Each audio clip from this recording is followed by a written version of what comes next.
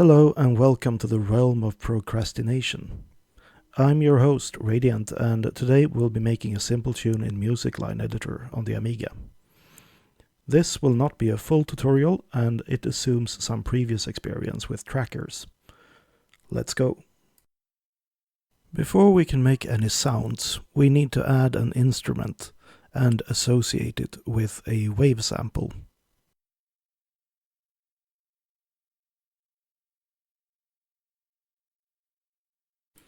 Let's make some chiptune sounds. First, a lead.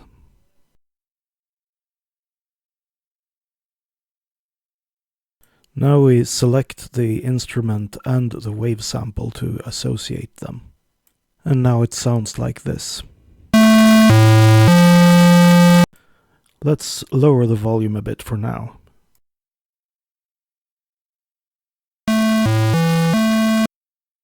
For a chiptune lead, we might want to start with a phase effect.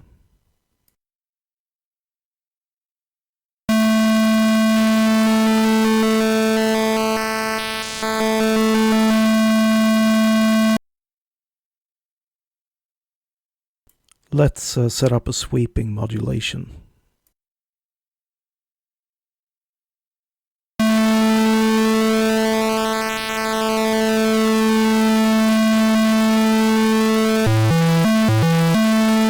We can use the mix effect to smooth it out a bit.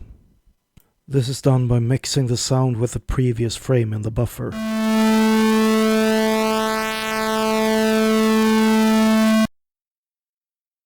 Let's add an envelope as well.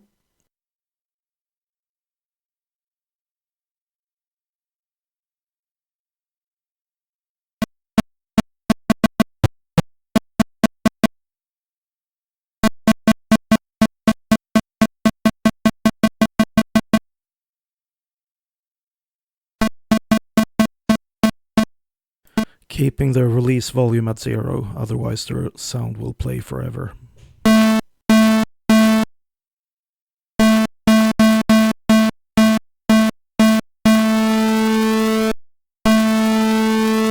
We want to hold sustain here.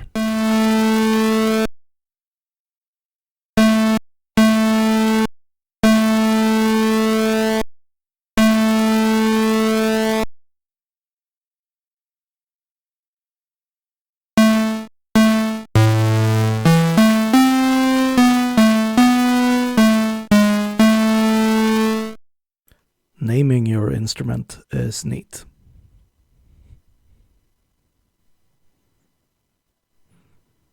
Okay, time for a bass.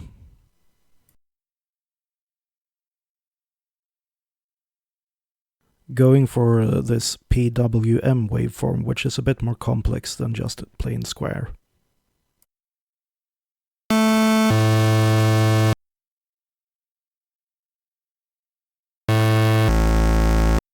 Increasing the wavelength makes the sound lower and also more detailed. Let's add a phase here as well.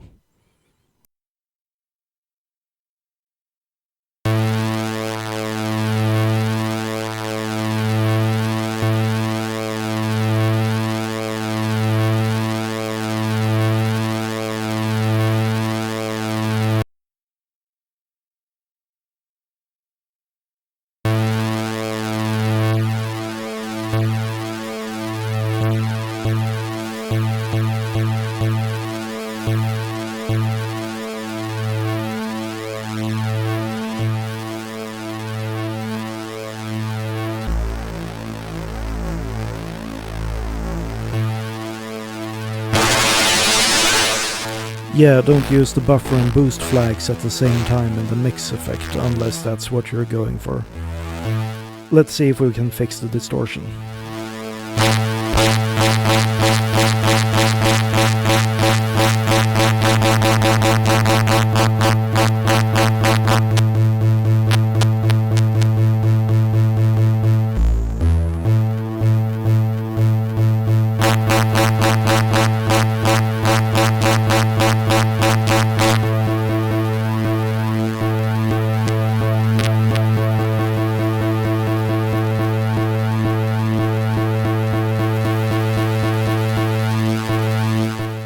Adding a filter sweep to the bass.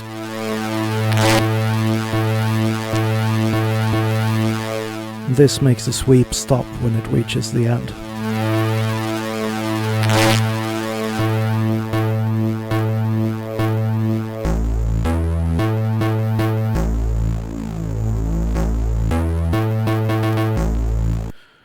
Alright, time for an envelope as well.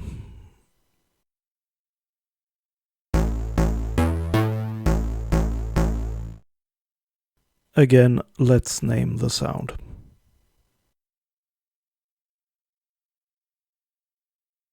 Now finally, let's load some drum samples.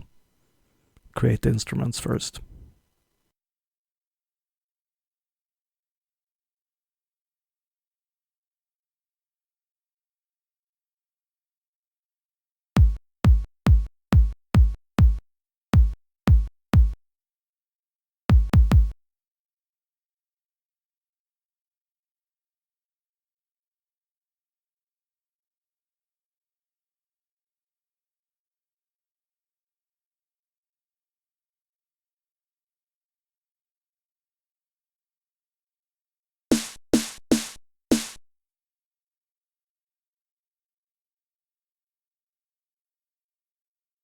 Okay, time to start composing.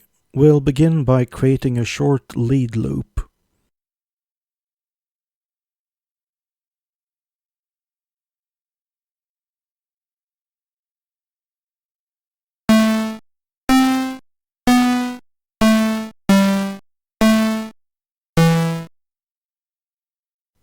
Inserting a stop command to indicate the end of the pattern here.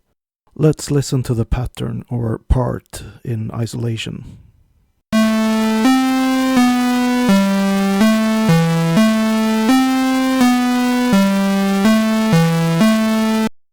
Now I'm going to trigger a note off in one of the 5 effect columns.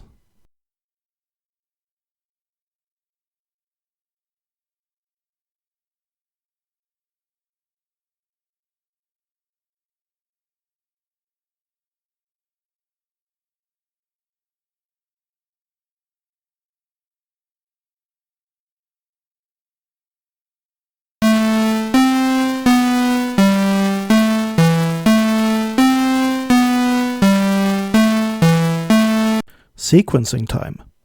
Unlike many Amiga trackers, each channel has a separate sequence. I want to have the drums in the first channel to be able to do a trick, so let's put our lead in channel 2. Notice I've changed scroll and follow to these values, so the editor will follow along when playing the tune. Selecting the second channel will follow that channel. You can change what channel is followed during playback.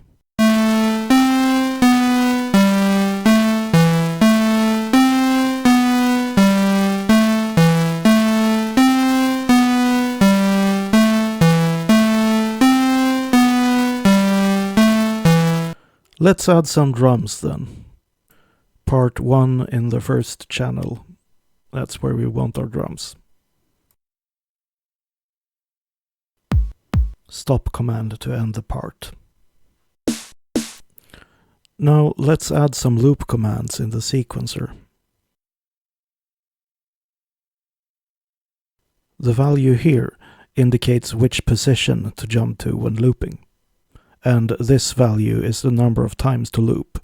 0 is an infinite loop.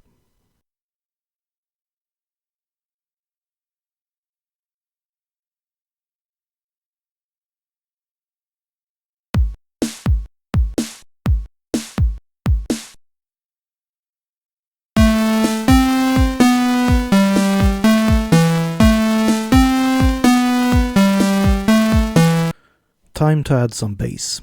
I'll put it in the 4th channel, so it'll share the same stereo channel as the drums.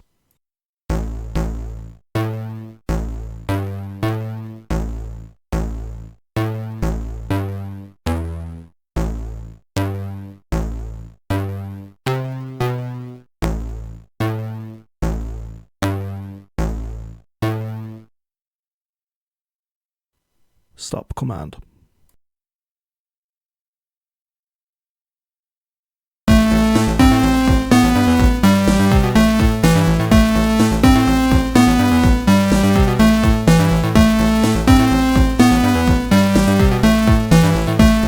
the lead volume is too high, let's adjust it.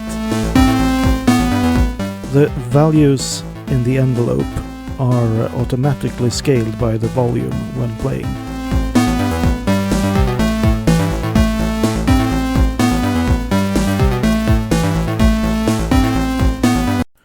Time for the trick I mentioned. Let's add some sidechain compression.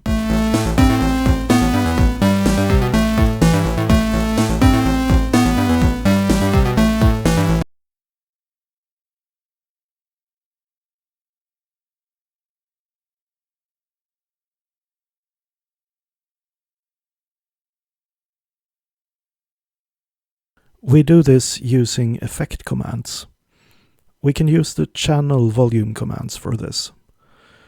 One command allows us to set the volume on the current channel, but there is also a command to set the volume on all channels. Commands are processed left to right, so we can simulate sidechaining by first lowering the volume on all channels and then raising it again on the current channel.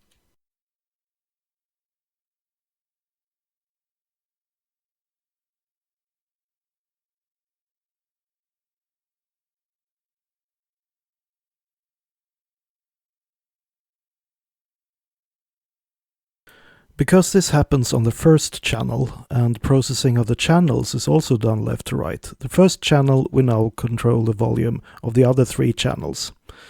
This is in addition to the instrument volumes and the global volume, so it's very powerful.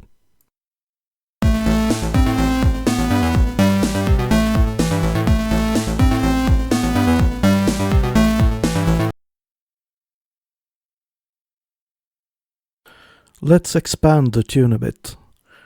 We can transpose the bass pattern, for example.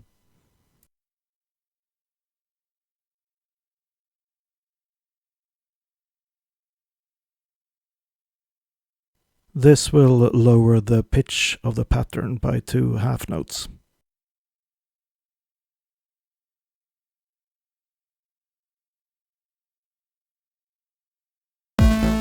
Notice how it's playing the same pattern, but the pitch is lowered.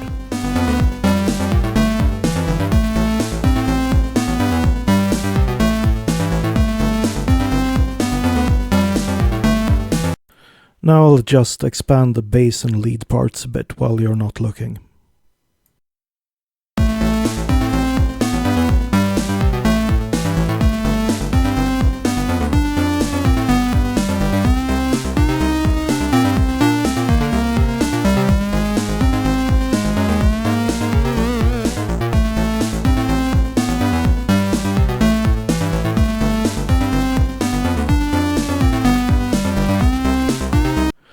You know what? The lead could use some vibrato.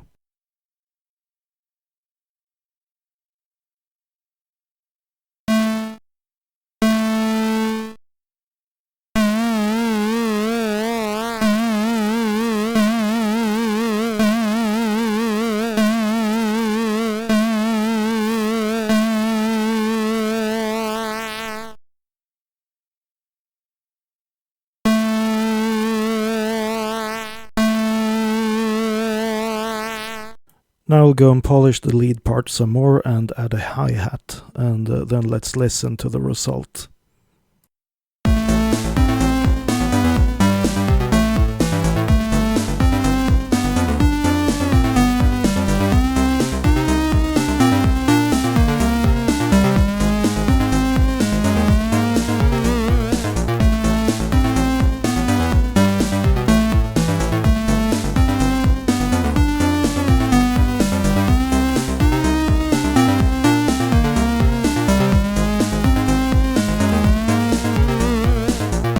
And that's it. Please let me know if this was useful, and I might make more videos like it in the future. This is really only scratching the surface. Bye for now, and I'll see you at some demo party in the future.